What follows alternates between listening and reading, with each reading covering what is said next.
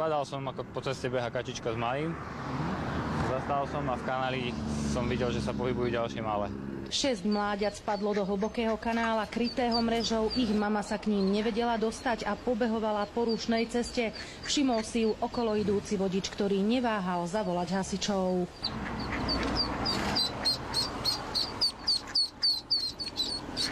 Za mamičkou. Moje, aké si rýchle. Zlaté to je. Upozorňovali odstavenými blikajúcimi autami okolo idúcich vodičov na to, že sa na ceste niečo deje, aby spomalili. Ďalšie mláďa uviazlo na druhej strane cesty. Hasiči liezli do kanála popri autách, ktoré cestou prechádzali. V premávke si tak museli dávať pozor aj sami na seba.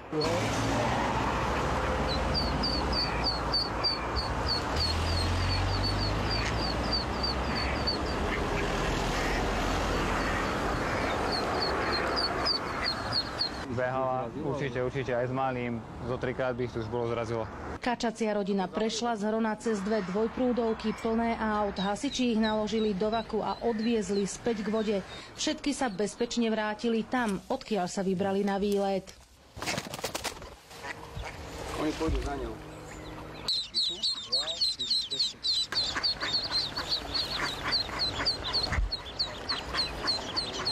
Z Banskej Bystrice Katarína Kováčiková, televízia JOJ.